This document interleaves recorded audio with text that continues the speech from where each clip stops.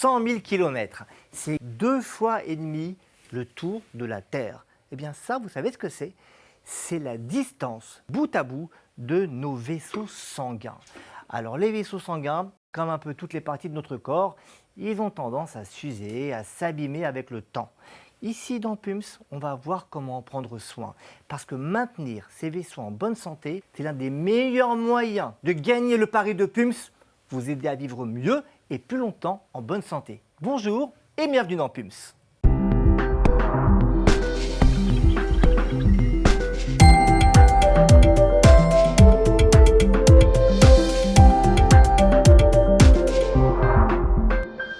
Alors nous possédons chacun un vaste réseau de vaisseaux sanguins. Ça regroupe en fait 3 grands systèmes. Le système artériel, le système veineux et le système capillaire, auquel il faut ajouter, parce que ça va faire des jaloux sinon, le système lymphatique. On va en parler avec nos 2 experts du collège de PUMS. Bonjour Stéphane. Bonjour Boris. Professeur Mouly, juste avant de présenter notre nouvelle experte, il faut quand même rappeler que Stéphane, vous êtes probablement le plus ancien expert du collège de PUMS. Je ne sais pas comment je dois le prendre, mais oui, c'est effectivement. Et aujourd'hui, nous sommes 55. Ah oui, et vous oui. étiez le premier. C'est vrai. Bon. C'est vrai. Bon. Et la petite nouvelle, Fidèle. la grande nouvelle, c'est Alexandra Ogel. Bonjour, professeur Ogel, docteur Ogel, professeur Ogel, peu importe. Vous êtes experte de chirurgie vasculaire. Alors, avec tous les deux et avec notre invité, on va expliquer comment fonctionnent nos vaisseaux sanguins. Et puis, on fera un focus sur les grosses jambes. Vous allez voir, on va révéler certains problèmes qui sont assez peu connus, qui donnent des grosses jambes. Et dans la 3e partie de cette émission, eh bien, on vous donnera tous nos beaux conseils pour garder vos vaisseaux sanguins en parfaite santé tout au long de votre vie. Stéphane, une question au médecin interniste que vous êtes. Il paraît, et vous allez nous dire pourquoi, que les vaisseaux sanguins vous donnent énormément d'informations sur la santé en général. Vous connaissez l'expression, Boris, avoir l'âge de ses artères.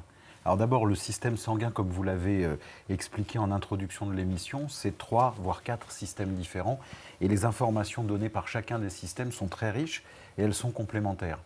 Avoir l'âge de ses artères veut bien dire ce que ça veut dire, c'est-à-dire qu'un bon examen clinique et une bonne analyse de son système artériel nous donne une idée finalement assez précise de l'âge physiologique et de notre vieillissement accéléré ou au contraire de la protection de notre système cardiovasculaire. On va voir dans quelques instants comment faire pour mesurer l'âge de vos artères. Moi, je me suis prêté au jeu et je vous montrerai le résultat. Je ne le connais pas encore, donc on va le découvrir ensemble. Alexandra, bon, le but du jeu ici, c'est d'éviter que ces artères, ces veines, son système lymphatique ne s'abîme. Mais quand c'est abîmé, tout cela, on va voir parfois un chirurgien. Qu'est-ce que vous faites sur nos vaisseaux sanguins? Eh ben nous, on répare les artères et les veines de tout l'organisme, à l'exception de 2 localisations, que sont les coronaires, qui sont les artères du cœur, et les vaisseaux cérébraux. Ça, ce sont les cardiologues et Les chirurgiens neurologues. cardiaques et les cardiologues, pour ne pas faire de, Jaloux. de jaloux, et les neurochirurgiens et les radiologues interventionnels spécialisés dans la neurologie. Alors, les vaisseaux dans le corps, on l'a dit, c'est un système de canalisation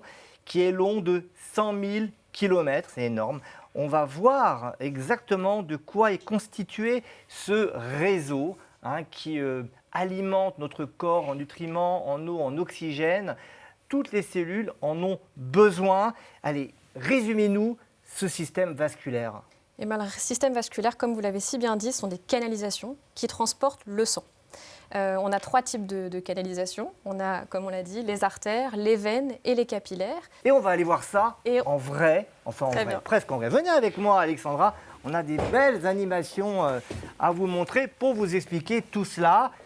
Ici, on a un corps humain, un cœur et puis du bleu, du rouge. Dans le rouge, très schématiquement, sont les artères qui transportent le sang riche en oxygène qui provient du cœur. Donc le cœur, c'est la pompe qui permet d'aller distribuer le sang vers les organes et la périphérie. Le bleu, ce sont les veines. Donc à l'inverse, le sang dans les veines est pauvre en oxygène, il est riche en gaz carbonique, en CO2. Et ce sang, en fait, va retourner vers le cœur pour aller vers les poumons, pour que le gaz carbonique soit expiré. Et puis, il y a un 3e volet, on l'a mentionné, ce sont ces tout petits vaisseaux. Là, on va aller faire un zoom au niveau de la main, vous allez nous expliquer ce que sont les tout petits vaisseaux ici qui font à peine 5 à 30 micromètres. Donc ça, c'est fondamental, ce sont les capillaires. En fait, les capillaires, ils font le lien entre le système veineux et le système artériel. Et c'est là que va se faire l'ensemble des échanges gazeux, mais aussi de nutriments, des ions dont les organes auront besoin et les tissus pour vivre. Donc des veines, des artères, des capillaires pour amener de l'oxygène, pour récupérer des déchets, mais le système vasculaire, il a une autre fonction, c'est de participer à régler la température corporelle. Expliquez-nous ça, Stéphane. Alors le système vasculaire, effectivement, récupère toute la chaleur produite par ce qu'on appelle le système central, c'est-à-dire nos viscères, nos organes, et la distribue sur notre tégument, c'est-à-dire la peau. Voilà pourquoi la chaleur corporelle est maintenue de manière à peu près constante grâce à notre système vasculaire. Alors on a parlé des vaisseaux sanguins, artères, veines, et en parallèle, on l'a dit, il y a le système lymphatique. On va voir en image ce que c'est. C'est encore beaucoup de tuyaux, beaucoup de liquide. Racontez-nous à quoi il sert ce système, qu'est-ce que c'est? Alors d'abord, les tuyaux, comme vous dites, sont beaucoup plus fins. Le système lymphatique est un système qui court, entre guillemets, en parallèle du système veineux et du système capillaire. Il récupère une partie de notre sérum, c'est-à-dire une partie de notre sang, sous forme d'un liquide clair qu'il fait circuler tout au long de ce système lymphatique qui nourrit aussi nos organes. C'est la lymphe, hein, je vous coupe. Quand on dit absolument. Lymphatique, lymphe. Voilà. Absolument. Pas du sang, c'est de la lymphe. Il y a environ 1,5 à 2 litres de lymphe dans un organisme normal. Et alors, ce système lymphatique, il a aussi une fonction essentielle. Il est connecté à notre système ganglionnaire, nos ganglions, et il transporte au travers de la lymphe toute une partie de nos défenses immunitaires. Alors donc cette lymphe, finalement, qu'est-ce qu'elle contient? Elle contient des cellules, elle contient des substances bénéfiques ou toxiques. Qu'est-ce qu'elle contient? On a du mal à l'imaginer. Elle contient des cellules, elle contient des protéines, elle contient des anticorps, elle contient beaucoup d'eau, essentiellement. Et ce système lymphatique, par exemple, lorsqu'il est perturbé, participe à la survenue de ce qu'on appelle l'insuffisance veineuse, qui est plutôt, mais vous le verrez avec l'expert, c'est véno-lymphatique. C'est vraiment ça, ce sont des vaisseaux finalement avec quelques communications. Absolument. Alors on reparlera de ce système lymphatique dans quelques instants avec le docteur Stéphane Vigne et un autre Stéphane du collège de Pums, parce que ce système lymphatique, quand il est abîmé, il peut provoquer des grosses jambes, ça peut gêner. Mais pour le moment, on va parler des veines, et il y a une conséquence que tout le monde connaît, c'est celle des varices. Alors déjà, disons une chose, les varices, c'est pas que chez les femmes. Hein. Non, non. Ça concerne les femmes et également les hommes. Et les varices, c'est le signe d'une maladie des veines. Hein. Absolument. C'est le signe d'une insuffisance veineuse. C'est très fréquent dans la population générale. Effectivement, ça l'est un peu plus chez les femmes que chez les hommes, mais ce n'est pas exclusivement les femmes. C'est très fréquent dans toutes les professions. C'est une maladie professionnelle, d'une certaine manière. Hein. Dans toutes les professions à station debout prolongée, vous prenez toutes les professions du monde agroalimentaire, toute station debout prolongée favorise la stagnation du sang. Je vous rappelle, Boris, que les veines, contrairement aux artères, n'ont pas de muscles dans leurs parois. Alors justement, pour comprendre le lien entre les veines et la station debout et les varices, là on a une superbe maquette, vous avez déjà anticipé. Hein. Ouais. Ici, on a des artères avec un muscle important. Et sur le côté, ce sont des veines. Et Alexandra, vous allez nous expliquer précisément ce qui peut expliquer que qu'on reste debout de manière prolongée, ça entraîne des varices, quoi. Donc, comme je vous ai dit, dans les veines, le rôle des veines, c'est de ramener, de chasser le sang de la périphérie vers le cœur. Et à la différence des artères qui ont une musculature très épaisse, la paroi de la veine est très fine. Et ça nous explique pourquoi, à elle seule, la paroi ne permet pas justement de chasser ce sang et de lutter contre la pesanteur. Il n'y a pas de muscle pour le pousser. Exactement. Et donc, la nature est quand même bien faite. On a à l'intérieur des veines ces petites valvules-là, ce qui permet de chasser le sang de proche en proche grâce à ces petites valves. Et malheureusement, avec le vieillissement normal, le vieillissement physiologique, ces valves sont amenées à être moins performantes, elles peuvent devenir un petit peu plus flasques, et c'est ce qu'on appelle l'insuffisance veineuse, et on parle d'incontinence de la veine. Donc l'incontinence, c'est en effet le fait que ces valvules se soient moins performantes. Et pourquoi la station debout prolongée ? On comprend bien, si les valvules sont moins performantes, on reste debout, donc la colonne de sang s'accumule dans les veines, et donc on a les veines qui gonflent. C'est tellement important de comprendre cela quand vous a préparé aussi une petite animation. Vous allez voir ce qui se passe en situation normale et puis quand les valves sont un peu défaillantes, incontinentes, comme on l'a dit il y a quelques instants. Voilà, ici, normalement, le sang qui tombe vers le bas quand on est debout et les valves qui empêchent le sang de s'accumuler. Et puis ici, quand les valves, ce n'est pas des valves, c'est des valvules en réalité, eh bien le sang tombe et puis il n'y a rien pour l'empêcher de tomber. Finalement, c'est ça, ces valvules, elles sont flasques. Vous savez pourquoi on parle de varices ? Le mot varice, vous savez d'où il vient ? Varix. Bah oui, dans le PUM, souvent, on fait un peu d'étymologie. Varice, ça vient du latin. Je pensais qu'en médecine, on apprenait le latin. C'est fini, ça. C'est fini, ouais. Bon, je l'ai appris pour l'émission, je vous dis la vérité, je ne veux pas faire mon prétentieux. Varice, ça vient du mot varix, qui veut dire tordu. Et d'ailleurs, c'est bien ce qu'on voit quand on regarde ces varices qui sont tordus. D'ailleurs, quand on regarde les veines et les artères sur les schémas, c'est bleu pour les veines, c'est rouge pour les artères. À quoi ça correspond ? Alors, de façon très schématique, on représente toujours le rouge pour les vaisseaux qui ramènent le sang riche en oxygène et le bleu pour les vaisseaux qui ramènent du sang pauvre en oxygène, donc les veines. Et finalement, ce n'est pas si loin de la réalité parce que quand on voit du sang en vrai, le sang artériel est rouge vif, tandis que le sang veineux est aussi rouge, mais un peu moins rouge, il est un peu bleuté.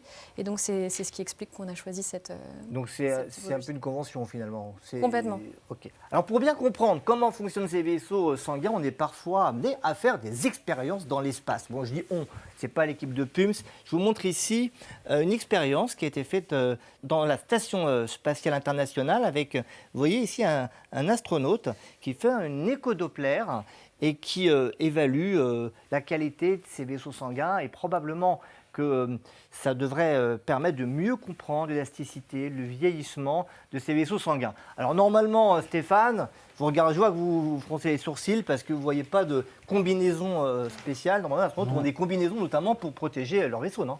Absolument, et pour les raisons que vous évoquez, c'est-à-dire qu'en apesanteur, il n'y a plus de pression atmosphérique.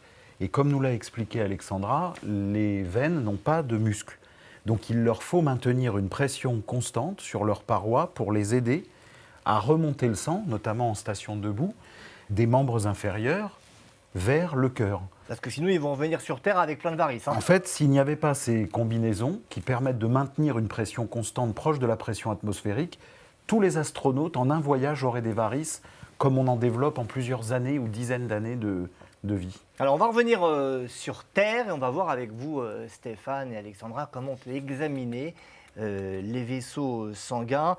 Première chose, c'est avec ses mains. Oui, on a, alors je pense aux artères, les veines n'ayant pas de muscles, il n'y a pas de pouls veineux. Par contre, on peut palper ces artères, comme je le fais là et vous allez le montrer.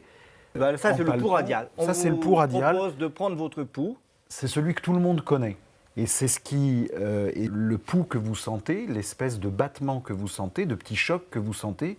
C'est ce qu'on appelle l'onde de pouls, qui est le reflet de nos battements cardiaques. C'est-à-dire chaque fois que le cœur envoie le sang artériel aux différentes artères. Alors, la plupart de nos téléspectateurs, auditeurs, connaissent le pouls radial, notamment les sportifs qui se prennent le pouls après un footing ou je ne sais quoi. Mais il y a des pouls dans à peu près tout l'organisme sur la quasi-totalité de notre système artériel. Simplement, ils sont moins faciles à appréhender. En revanche, les médecins, les cardiologues, les médecins généralistes, tous les médecins, y compris les jeunes médecins en formation, savent examiner les pouls à tous les niveaux, que ce soit des membres inférieurs, des pieds, jusqu'aux pouls carotidiens. Et même temporaux. Même temporaux. Des tempes. Alors, on va vous expliquer comment cette onde de pouls peut être utile pour nous donner des informations sur notre santé. D'abord, on va regarder l'explication précise de ce qu'est cette onde de pouls avec Stéphane Kathleen de l'INSERM. Le cœur expulse le sang dans l'aorte et cela crée un élargissement des vaisseaux. Et ça va se propager de proche en proche et c'est l'onde de Poux. Alors ça, c'est l'onde de Poux classique. Et ce qui a été trouvé par des scientifiques, c'est qu'il y a une deuxième onde de Poux. On va écouter Gabriel Laloy-Borgnac qui nous explique ce que c'est que cette deuxième onde de Poux. Nous avons découvert récemment qu'il existe une deuxième onde de Poux, l'onde de Poux de flexion. La déformation qui se propage ressemble à celle d'un serpent qui se déplace, et cette perturbation va se propager de proche en proche le long de l'artère, c'est l'onde de Poux de flexion. Cette onde de Poux se propage beaucoup plus lentement que la première onde de Poux. Nous pensons donc qu'elle pourrait être beaucoup plus facile à mesurer et ainsi devenir un marqueur de l'état de santé cardiovasculaire d'un patient. La chercheuse nous parle de l'intérêt de mesurer l'onde de Poux, et notamment la deuxième onde de Poux. Mais déjà, la première, elle est utile pour prévenir, pour évaluer le risque de maladies cardiovasculaires. Et c'est simple à comprendre. Donc, écoutez pourquoi. L'onde de Poux, finalement, elle témoigne de la rigidité de l'artère. Quand on est jeune et en bonne santé, eh bien, les artères, elles sont souples. Et avec l'âge, comme beaucoup de choses dans notre corps, ça durcit, ça devient plus rigide, avec plus de risques de se boucher. Eh bien, la mesure d'onde de Poux, écoutez bien, et vous le disiez tout à l'heure, ça permet de mesurer l'âge des artères. J'ai fait le test donc avant l'émission. Je vous montre un petit peu la méthode. Voilà, je me suis allongé. On m'a installé des brassards sur les jambes, sur les bras. C'est relativement simple techniquement, mais c'est très précis. Et on a mesuré mon âge artériel. Vous savez combien il est ou pas ? Eh bien, il est de 41 ans. Voilà, donc c'est plutôt votre âge physiologique. Voilà, il est plutôt pas mal. C'est plutôt pas mal, c'est en dessous de mon âge chronologique. Donc vraiment, l'intérêt, c'est de pouvoir mesurer l'état de nos artères et notre état de santé. Alors, sans aller donc sur cette technologie, palper les poux, vous avez expliqué ça, Stéphane. Et vous, en tant que chirurgien, est-ce que les poux sont importants où on opère? Je palpe les poux au quotidien. C'est vraiment l'outil, le cardiologue a son stéthoscope et le chirurgien vasculaire a ses doigts pour palper les poux. Donc c'est fondamental. Mais il y a aussi d'autres choses qu'on peut regarder. On a dit que quand on a une artère bouchée, la signification c'est qu'on a moins d'oxygène qui arrive au tissu. L'une des premières choses qui peut souffrir, c'est la peau. Et en effet, on va voir une peau à un stade déjà assez précoce, une peau qui peut être plus mince, qui va être pâle, un peu plus froide, parfois dépilée. Et quand on laisse l'artère bouchée pendant longtemps, que la maladie évolue, c'est vrai qu'on peut arriver à des stades beaucoup plus graves, ce qu'on peut appeler même jusqu'à la nécrose, c'est-à-dire avoir un pied bleu, voire noir. Exactement, ce qui signifie que les tissus sont en train de mourir. Donc ça, c'est du côté des artères. C'est une urgence absolue. On le redira en fin d'émission, les situations dans lesquelles il faut consulter tout de suite. Exactement. Ça, c'est du côté des artères, du côté des veines aussi. Là, il n'y a pas de poux, vous l'avez dit, il y a des signes qui témoignent de l'atteinte veineuse. Absolument, des signes très informatifs et très riches sur le plan clinique. D'abord, les varices. On peut aller de la simple petite varicosité aux varices authentiques qui sont assez faciles pour un médecin à repérer et même pour un patient. Et puis, au fur et à mesure que le système veineux s'altère et que les varices perdurent et ne sont pas traitées, la peau s'amincit, la peau devient sèche, elle devient foncée, c'est ce qu'on appelle la dermite ocre variqueuse. Et au maximum, on peut développer des ulcères, donc des pertes de substance, des trous, qui sont les ulcères variqueux, qui n'ont rien à voir avec les ulcères artériels qui nous ont été décrits par Alexandra pour les artères. Ils sont moins douloureux. Et c'est ce qui est très pervers dans le système veineux, c'est qu'on ne les voit pas arriver. Alors qu'un artéritique, lui, il va avoir mal et les ulcères vont être extrêmement douloureux. L'ulcère veineux n'est pas douloureux, il est juste inesthétique et à très haut risque de se surinfecter. Alors les ulcères, on en parle dans une émission spécifique avec un dermatologue spécialiste des ulcères. Je vous recommande bien évidemment de le regarder si vous voulez en savoir plus sur ce sujet. Alors quand on veut examiner en détail les veines et les artères, on a vu ce que vous pouvez voir, ce que vous pouvez toucher, palper, voire sentir, parce que des fois, il y a des odeurs particulières qui permettent d'évoquer des infections. Mais on va aussi faire des examens d'imagerie, Stéphane, et le premier, c'est l'écho-Doppler. Absolument. Vous en parliez lors de l'explication de la photographie de notre astronaute. En fait, l'écho-Doppler est un examen, vous en voyez une illustration sur ce panneau, qui est non invasif, c'est-à-dire qu'il ne nécessite pas d'injection de produits de contraste, qu'il ne nécessite pas de rayons. Il utilise le système des ultrasons pour repérer le flux sanguin.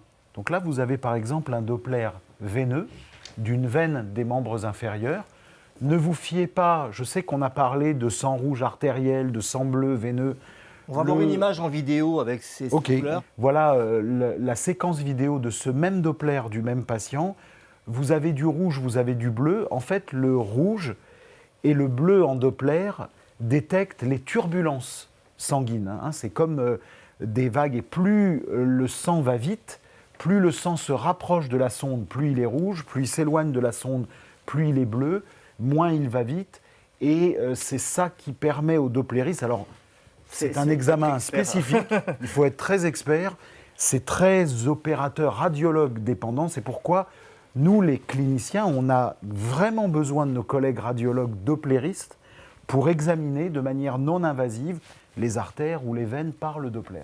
Alors, ces échodopplers permettent de savoir comment circule le sang, également de voir des plaques. Alors, les plaques, au niveau des artères, maintenant au niveau des artères, ce sont des dépôts. Alors, il y a de la graisse, il y a du calcium, il y a pas mal de choses dedans. Je vous montre ici un exemple d'artère, on va dire normale, sans plaques. Et puis à côté, des plaques. Vous allez voir ce qui se passe. S'il y a des plaques, là, en rouge, c'est le sang qui tombe. Vous voyez que là où il n'y a pas de plaques, ça va très vite. Et puis là où il y a des plaques, ça va beaucoup plus lentement. Et c'est ça qui peut poser problème, ça peut faire mal et ça peut provoquer des infarctus au niveau évidemment du cœur, au niveau du cerveau et également des nécroses, des problèmes au niveau des jambes. On va maintenant parler de toute autre chose, mais extrêmement fréquent. Vous avez sûrement rencontré déjà des personnes avec un gros bras ou une grosse jambe. On vous explique ce qui peut conduire à cela avec notre invité Stéphane Vigne, qui est spécialiste du système vasculaire, notamment lymphatique, à l'hôpital Cognac-Jay. Bonjour Stéphane. Bonjour Boris. Docteur Vigne, installez-vous. Merci d'être venu à PUMS. Alors vous êtes spécialiste du système vasculaire, vous occupez particulièrement du système lymphatique et aussi de la grosse jambe. Alors je vais vous montrer une photo d'une influenceuse, Mahogany Getter. C'est une jambe énorme, alors elle l'affiche, elle en parle.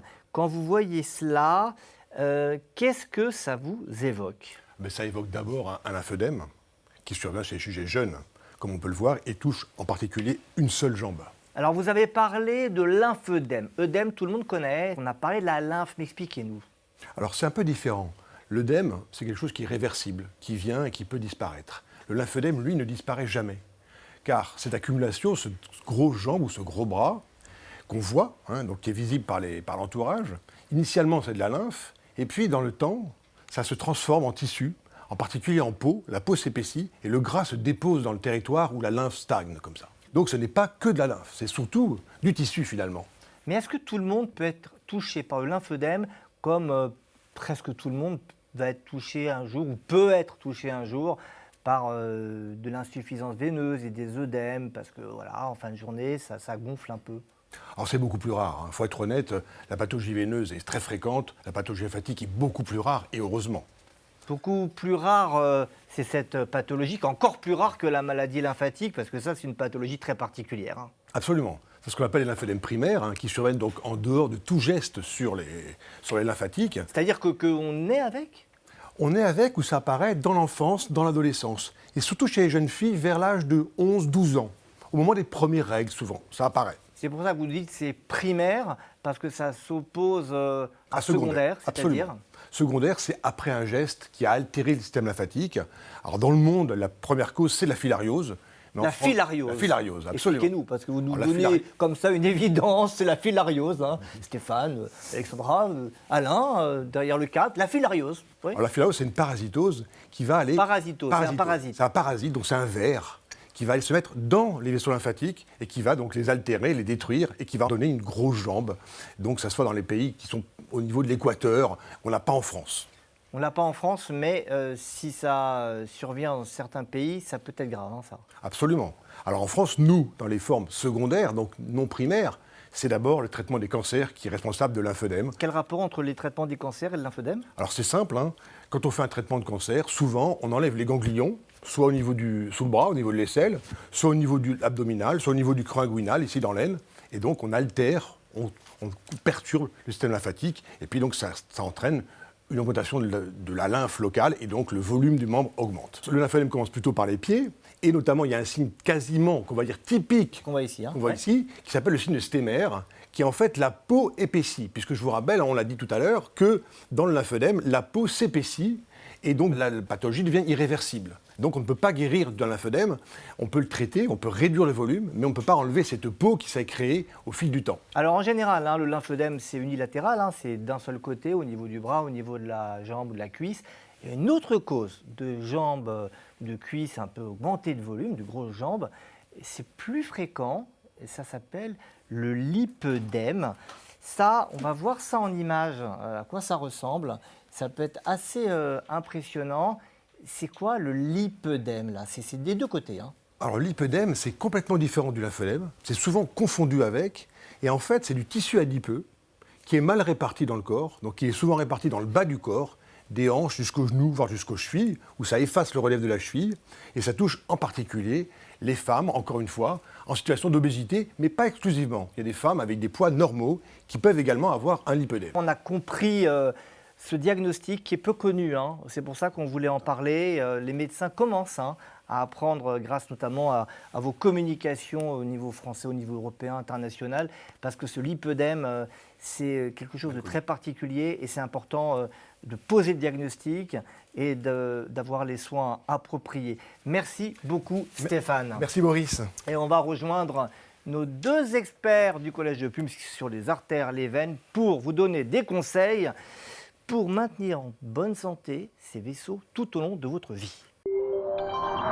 Alexandra, Stéphane, venez avec moi, on va se mettre debout quelques instants, pas trop longtemps, pour prendre soin de nos veines. Et on va vous donner donc des conseils pratiques. Et on va commencer par des conseils pour vos veines, pour éviter les varices, les œdèmes, les jambes lourdes. Et Alexandra, vous avez d'abord 2 conseils principaux à nous donner. 2 conseils, mais qui vont avoir un impact fondamental. Le premier, c'est la lutte contre l'excès de poids, donc la perte de poids si vous en avez besoin, ça c'est très important. Le deuxième conseil, c'est faites du sport. L'activité physique, c'est fondamental. Alors pourquoi? On a dit tout à l'heure que les veines, ça participait au retour veineux, donc de chasser le sang de la périphérie vers le cœur. Et bien, quand vous faites du sport, en fait, vous allez activer la voûte plantaire et cette activation va permettre de vous aider à remonter le sang vers votre cœur. Alors bien évidemment, on a beaucoup de vidéos sur ces sujets-là, sur l'activité physique. Concernant le poids, attention, on n'est pas en train de dire qu'il faut perdre 20 kg, 30 kg et que sinon vous allez être très malade avec plein de varices. Tout cela, c'est une question individuelle et si vous avez un excès de poids, il faut en parler avec votre médecin pour voir ce qui est possible sans vous donner des objectifs irréalistes et faire des régimes qui seraient voués à l'échec. Mais ça, on en parle largement dans PUMS. Alors, il y a une question très pratique. On sait que la position debout, mais aussi assise prolongée, ça augmente le risque de troubles veineux. On va regarder un cas particulier, celui du record du monde. C'est une chef nigérienne qui est restée debout plus de 90 heures d'affilée en faisant la cuisine. Alors on ne sait pas si ces jambes ont souffert. Je voudrais savoir, qu'est-ce que vous en pensez? D'abord, combien d'heures vous êtes resté debout? Parce que je ne pose pas la question à vous Stéphane, parce qu'un médecin est assis, généralement, mais un chirurgien est debout. On est debout souvent et donc c'est pour ça qu'on va porter des bas de compression dont on allait parler juste après. Vous n'avez pas répondu combien d'heures au maximum? À combien d'heures? Beaucoup. Pas 90. Pas 90. Bon, et les bas de compression. Alors racontez-nous, en effet, on n'a pas très envie de mettre ça, montrez-nous ça. Alors personne n'a trop envie de mettre ça, mais ça peut vraiment aider. Donc les bas de compression, ça permet justement d'aller comprimer les veines et tout comme on l'a dit, la paroi des veines est assez fine, elle a du mal à chasser le sang. Donc en fait, les bas de compression, ils vont aider de façon externe à chasser le sang vers le cœur. Alors c'est vrai que c'est très élastique. Stéphane, vous en mettez des fois ou... Jamais. Jamais. Il y a aussi les beiges, ça c'est des collants, non? Alors, il y a toutes les sortes possibles. Vous avez des chaussettes, des bas, des bas mi-cuisses. Je pense que toutes les femmes sauront ça mieux que nous. Et c'est plus confortable que dans le temps, je crois. Avant, non? Toujours pas, bon, vous savez pas. Là, vous me posez une colle. Vous testez et vous nous dites en commentaire comment ça se passe avec ces bas. En tout cas, ce qui est sûr, c'est que c'est efficace. C'est efficace et il faut y penser, surtout même si vous n'avez pas de facteur de risque particulier dans le cadre de votre activité professionnelle. Pensez-y quand vous avez un voyage long en avion, en voiture. pensez à mettre des chaussettes de Pourquoi ? Parce que dans l'avion... vous êtes en station assise prolongée. Déjà, pour n'importe quel trajet prolongé, les bas de compression, ça aide bien. Vous voyez, quand vous êtes en consultation, Stéphane, 8h, 9h, 10 heures de suite, je pense que je le ferai aussi. Allez, on met les bas de contention et puis on partagera notre expérience. Est-ce qu'il y a sinon des traitements préventifs de chirurgie vasculaire ? On a vu tout à l'heure le traitement endovasculaire. Est-ce qu'on peut faire la prévention avec la chirurgie ? Alors, la prévention et chirurgie, non. La chirurgie, c'est un traitement. Donc, la prévention, c'est, comme on l'a dit, la lutte contre les facteurs de risque. Pas de chirurgie en prévention. Pas de chirurgie en prévention, la compression veineuse. Alors, on comprend ce qu'il faut faire, mais parfois, ça ne va pas être suffisant. On peut avoir des varicosités, des taches violettes. Stéphane, vous voyez beaucoup de personnes, des hommes et des femmes, qui se plaignent de ça en consultation. D'abord, est-ce que c'est grave ? Ça dépend du mécanisme. Ce qu'on appelle les bleus ou les petites taches, les petits hématomes spontanés peuvent être liés à la mauvaise qualité de notre système veineux avec nos petites veines terminales qui explosent et qui libèrent un petit peu de sang. Ça peut être aussi une maladie de notre sang, c'est-à-dire une maladie des plaquettes. Donc ça, la première chose, c'est éliminer cette maladie. Bien sûr, c'est consulter votre médecin pour qu'il fasse la différence entre les deux mécanismes. Après, il y a d'autres situations d'urgence, mais pour ce qui est des bleus, ce n'est pas quelque chose de grave.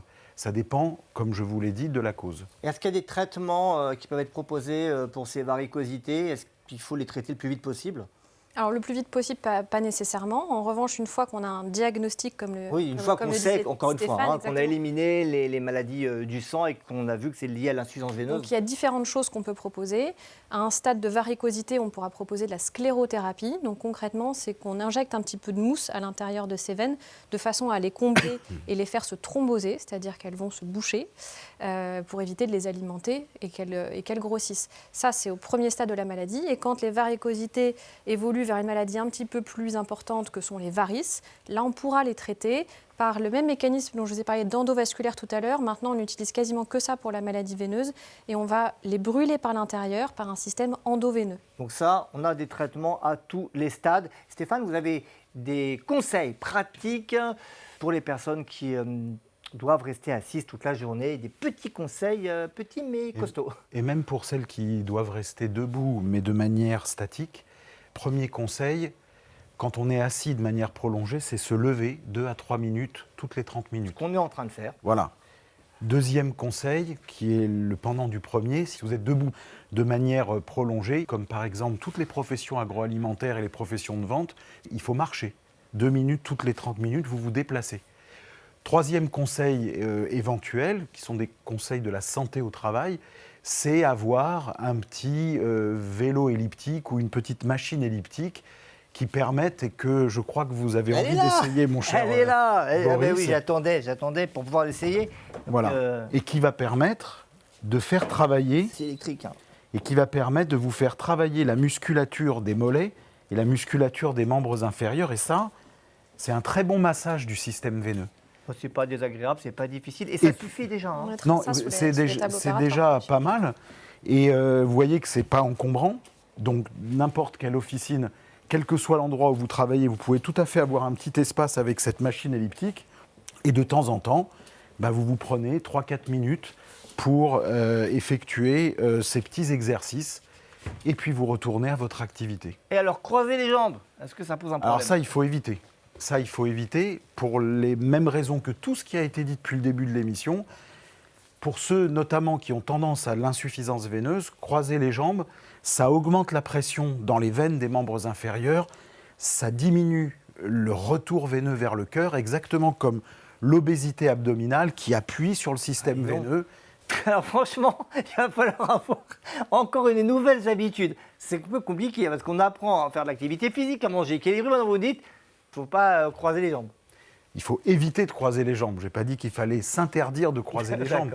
Tout le monde croise les jambes. Je plaisante, mais parce que c'est important d'apprendre ces petits réflexes qui sont difficiles à acquérir, mais c'est efficace. Alors, je vais vous faire réagir. Il y a pas mal de publicités dans des magazines, à la télévision, sur Internet, pour des produits pour les jambes lourdes. avec des jeux de mots, les gens blonds ne font pas le poids, etc., etc. Ça marche ou pas? Des fois, c'est de la phytothérapie, des fois, c'est des médicaments qui sont vendus en pharmacie. Alors justement, c'est pour ça que ces petites mesures de croisement de jambes, ces petites mesures d'elliptique, de marche, sont indispensables. Parce que malheureusement, dans l'insuffisance veineuse, il n'y a pas de traitement. Tous les médicaments qu'on appelle les vénotoniques sont sur le marché, mais ils ne sont pas remboursés parce qu'ils n'ont pas démontré la preuve de leur efficacité. Pas plus que les plantes médicinales, les compléments alimentaires, tout ce qui, sur le papier, est très beau parce qu'on a imaginé un mécanisme d'action, mais ça n'a jamais été prouvé. En fait, le seul traitement, c'est la chirurgie. Une fois mais la que c'est chirurgie, déjà installé, exactement. Alors, on a parlé des veines, on va maintenant parler des artères, donc ces tuyaux qui amènent le sang pour oxygéner et amener les nutriments à tous les organes. Et là, Alexandra, vous avez d'abord un message essentiel à passer à tout le monde. Arrêtez le tabac. Ne commencez pas Stéphane si vous n'avez pas commencé. Moi, je ne fume pas, mais voilà. Oui, je suis d'accord. Le tabac, vous aurez beau bien manger, faire du sport, avoir une vie aussi équilibrée soit-elle, si vous fumez, vos artères vont continuer de s'abîmer et vous finirez chez un chirurgien vasculaire. Je ne vous le souhaite pas. Alors pour arrêter de fumer, ce n'est pas forcément évident. Le tabagisme, c'est une addiction. Alors n'hésitez pas à vous faire aider. Vous pouvez par exemple contacter Tabac Info Service, le 39 89. Et retenez, partagez ce numéro autour de vous parce que ça, c'est vraiment une aide gratuite qui peut vous permettre d'arrêter de fumer et notamment de protéger vos artères et pas que. Et pas que. En dehors du tabac, Stéphane, il y a d'autres situations, des choses à soigner et à traiter pour maintenir ces artères en bonne santé. Et c'est vrai aussi bien pour les femmes que les hommes. Ah oui, bien sûr. Non, mais je dis ça parce qu'il y a encore des idées reçues on parle que pour les hommes. Non, pas du tout. Et qu'on a déjà abordé dans beaucoup d'autres sujets. Dès la première, vous étiez là. Oui, absolument, absolument. Garder une bonne pression artérielle. Un conseil qu'on a déjà donné en PUMS, mais tellement simple et tellement accessible, c'est de faire des automesures de la pression artérielle avec des appareils automatiques et d'utiliser une application dont nous sommes fans à PUMS, qui a été créée par notre ami et collègue, le professeur Xavier Girard, qui s'appelle Suivi HTA, et qui vous aide à faire du dépistage et du suivi de votre tension artérielle. On devrait tous connaître notre tension artérielle comme nous connaissons notre code secret de carte bancaire. Donc ça, c'est pour la tension artérielle. Et puis, les deux autres conseils qui dépendent étroitement de l'alimentation, garder un taux de cholestérol aussi bas que possible, et il y a des niveaux en fonction des facteurs de risque et de la physiologie de chacun, et puis éviter le diabète. Car ces trois éléments sont des éléments qui détériorent de manière quasi directe la qualité de notre système artériel. Merci beaucoup Alexandra, merci beaucoup Stéphane, merci beaucoup à l'autre Stéphane qui est encore là derrière les caméras. Merci à vous de nous avoir suivis, vous avez tous les conseils qu'il faut pour garder vos systèmes artériels veineux et surveiller votre système lymphatique et rester en bonne santé. Avec ça, je vous garantis qu'on respecte notre pari, le pari de PUMS, vous le connaissez, c'est le pari de vivre mieux et plus longtemps en bonne santé.